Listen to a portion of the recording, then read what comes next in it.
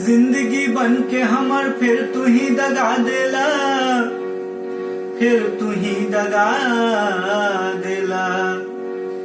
जिंदगी बन के हमर फिर तू ही दगा देला।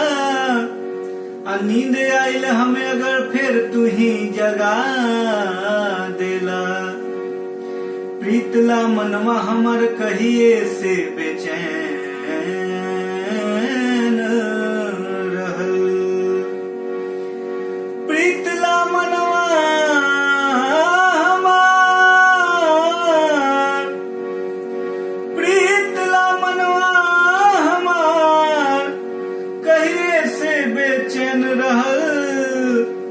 मिला के आंख नजर फिर तू ही घुमा देला। घरवा के दुख ना अरे सहाला हमारा। घरवा के दुख ना अरे सहाला हमारा। जनी जाहो बालम छोरी के घर बहरा। जनी जाहो बालम छोरी के घर बहरा। घरवा के दुख ना, घरवा के दुख ना सहाला हमारा। जनी जाहो बालम छोरी के घर बहरा। जनी जाहो बालम छोरी के घर बहरा। दुनु बेर हम ही बनैला भोजनवा। गोईठा के धुआं लागे मरचा समानावा। दुनु बेर हम ही, दुनु बेर हम ही, दुनु बेर हम ही बनैला भोजनवा। गोईठा के धुआं लागे मरचा समानावा।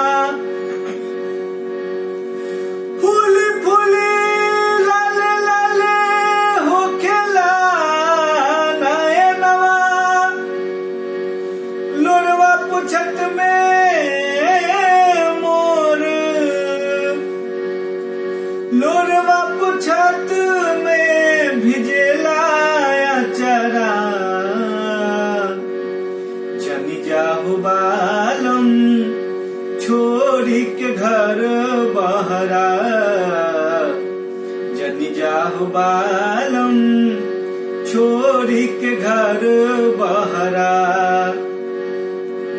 छोटकी बहिन तहार झगड़ा लगावेले।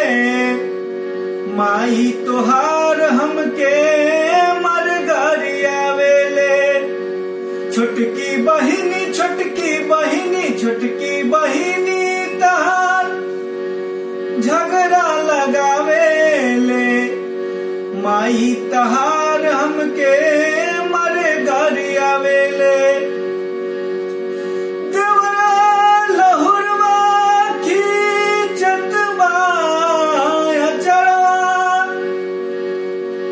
हमरा बुझाला कहियो, हमरा बुझाला कहियो करी लफड़ा। जनी जाहो बालम छोरी के घर बहरा। जनी जाहो बालम छोरी के घर बहरा। छोरी के तू जइबा शर्मा भरत बोला नाई जातिया जमाना बा खराब हो, छोड़ी के तू जइबा शर्मा भरत बोलाब हो, बाची नाई जातिया जमाना बा खराब हो। छैलन के टोलिया बोलता बारे बोलिया, और